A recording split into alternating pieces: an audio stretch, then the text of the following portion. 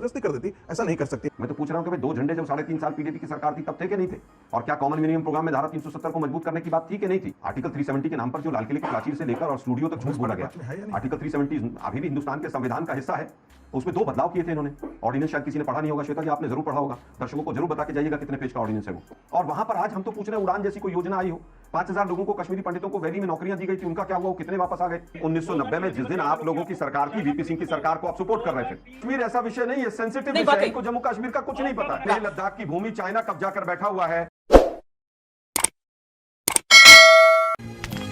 मालिक वो देखो कि पिछली बार जब चुनाव हुए थे, हालांकि 10 साल पहले हुए थे, और आज दरअसल पार्टियां बचेंगी नहीं बचेंगी इससे पहले नेता ये सोच रहे हैं कि उनकी अपनी राजनीति का क्या होगा। इतने दिनों तक उन्होंने प्रतीक्षा की, धारा 370 इतने इस बीच हटा, राज्य का दर्जा वहां से गया, और अब जब चुनाव आए हैं तो नेताओं के सामने संकट यह है कि टिकट तो चाहिए ही चाहिए।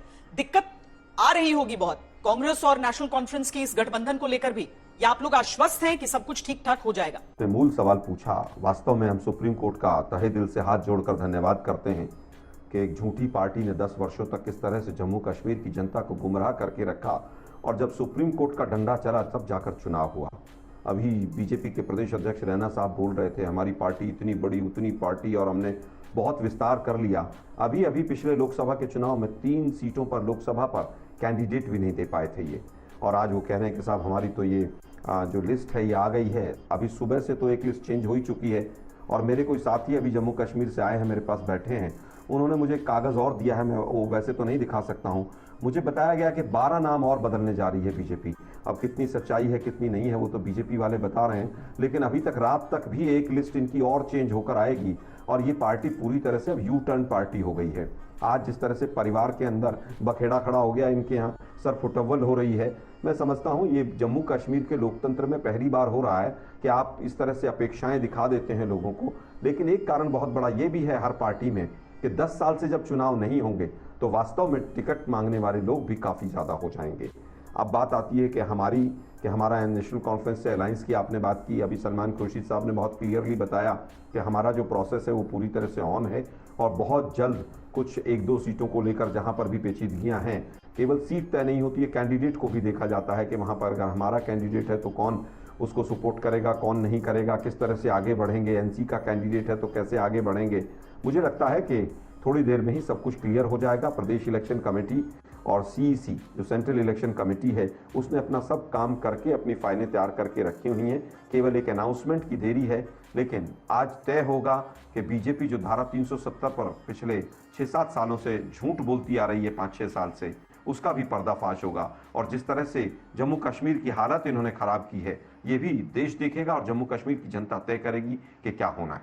पहले संगीत रागी जी, जब पिछली बार चुनाव हुए तो एक तरह से नतीजे कश्मीर में भले ही ऐसे रहे कि उस समय जो चारों अलग अलग पार्टियों में से 2 को साथ आना पड़ा और अनलाइकली अलायंस वहां पर बना, लेकिन उसके साथ ही यह भी समझ में आ गया कि जम्मू के हिस्से ने एक फैसला दिया है और कश्मीर के हिस्से ने एक फैसला दिया है। अभी कोई 370 के बाद जो चीजें वहां पर बदली हैं, लोगों की सोच जिस हिसाब की है वहां पर, उसमें ये जो खटपट आपको दोनों तरफ का दिख रहा है उससे क्या निकल कर आ रहा है?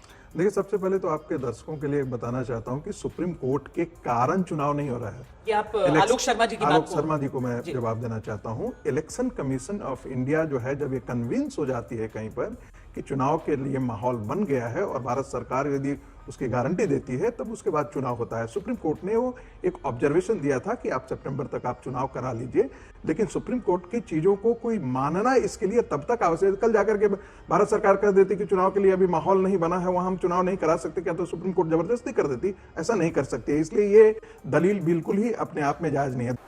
चल झूठा। दूसरी बात एक और, यदि पीडीपी कहे कि अपने आप को सेकुलर है, तो वैसे ही है कि कोई डिक्टेटर अपने आप को कहे कि हम डेमोक्रेट हैं। इस सज्जन को क्या तकलीफ है भाई, क्या तकलीफ है इनको?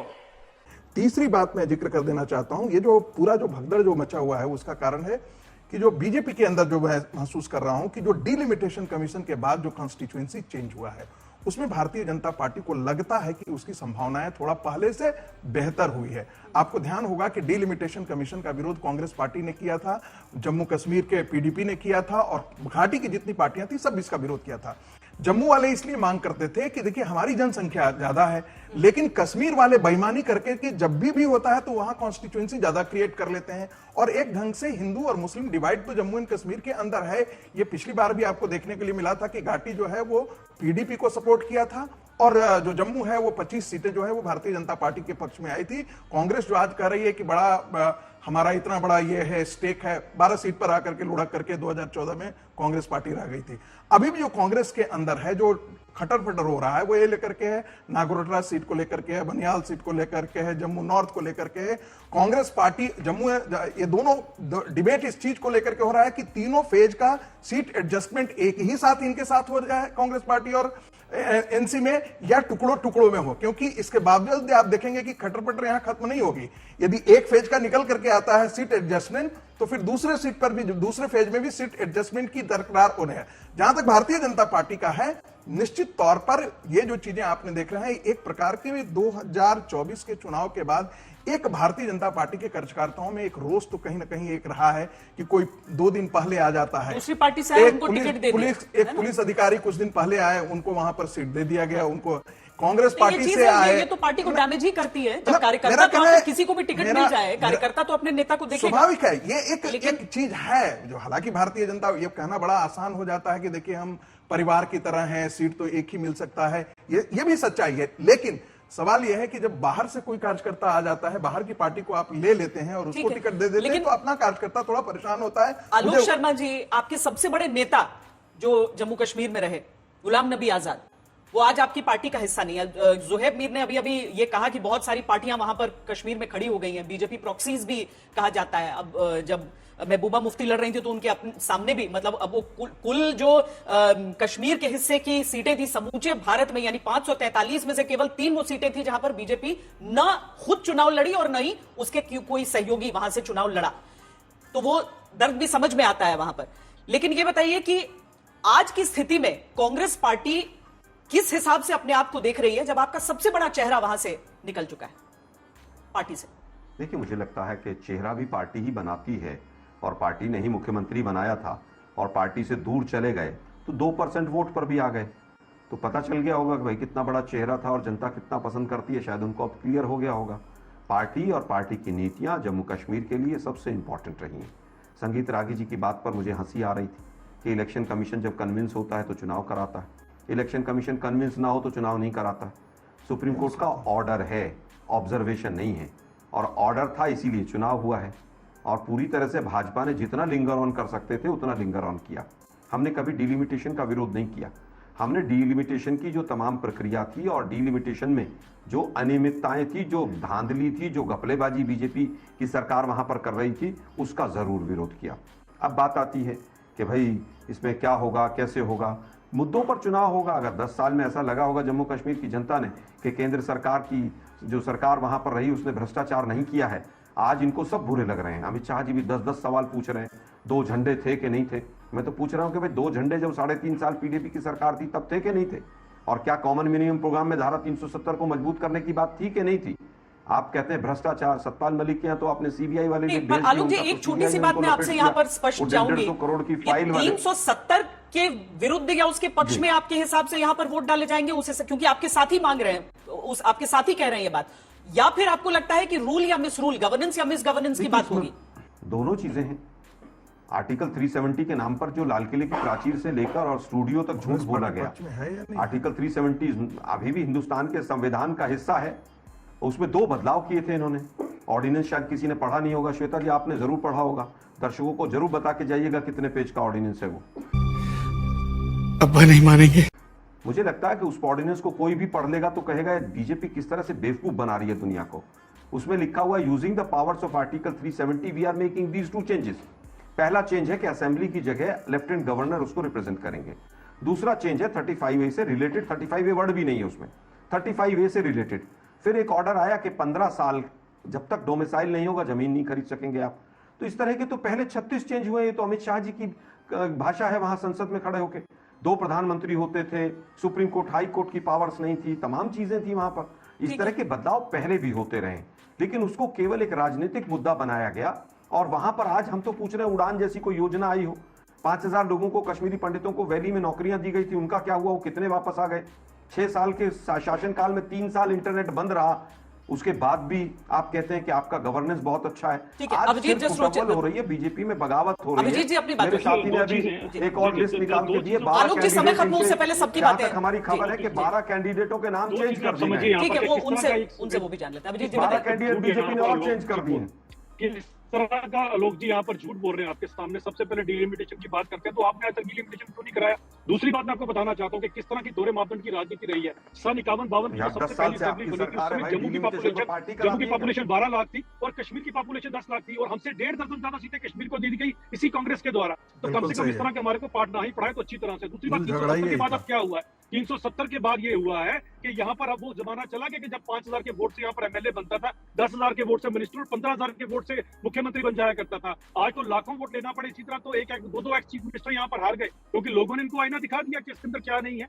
और मुझे लगता है इसी को सबका साथ सबका विकास कहा जाता है और यही सबका विश्वास है कि आज वो 3 जो सबसे बड़े जिन कश्मीरी पंडितों के लिए आज इनको बड़ा दुख हो रहा है, जिनके जो ऊपर सबसे बड़े 3 कश्मीरी पंडितों के जो गुमराह जेल में बैठकर जीत गए और यासीन मलिक, वो तीनों के तीनों कहाँ हैं? जिनको ये अपने यहाँ पर नाश्ता करवाया करते थे, आज वो कहाँ? तीनों के तीनों आपको जेल में नजर आएंगे। तो कम से कम इनको ये देखना चाहिए कि आपने जम्मू कश्मीर के लोगों के साथ किया क्या है। जो यहाँ की बच्चियों को, महिलाओं को हक मिले हैं, उसे कांग्रेस छीनने की फिराक में। जो वाल्मीकि समाज, जिससे नेशनल कॉन्फ्रेंस और कॉन्फ्रेंस ने 35 साल अपनी केवल गंदगी साफ करी, श्वेता नहीं सुनने वाली बात है। अभिजीत तो रोना आ जाता है इसके ऊपर। वाह क्या एक्टिंग कर रहा है। कि वाल्मीकि समाज के बच्चे पीएचडी कर जाते थे लेकिन यहाँ नौकरी क्या कर सकते थे? सफाई कर्मचारी की। उनको यहाँ पर आज हक मिले। ये राहुल गांधी जी की पार्टी वापस छीनने के ऊपर यहाँ पर आज एनसी के साथ अपना। आलोक जी अपनी बात जल्दी से। मैं केवल ये कहना चाहूंगा कि 5,000 कश्मीरी पंडितों को नौकरी दी थी वैली में, उसमें कितने लोग वहां पर हैं? अब पहली बार हुआ बीजेपी के शासन में जो वहां पर शिविर थे कश्मीरी पंडित भाइयों के, उनके ऊपर हड़ताल हुई, उनके दरवाजे ताले लगा दिए गए, उनके ऊपर लाठीचार्ज हुआ।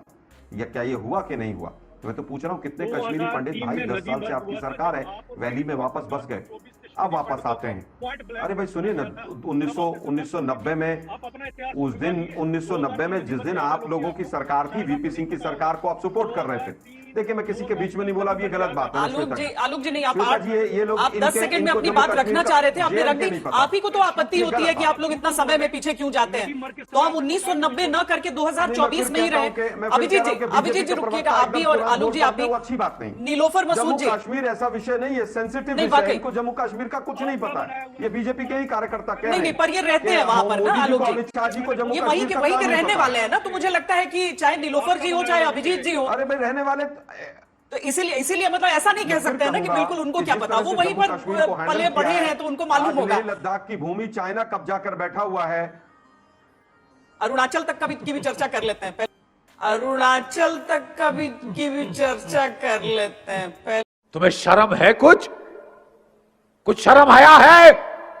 इस पेशे को गिरी कहते हैं। गोदी मीडिया और पत्रकारिता के नाम पर एंकरों ने इस देश की राजनीति और पत्रकारिता को बर्बाद कर दिया।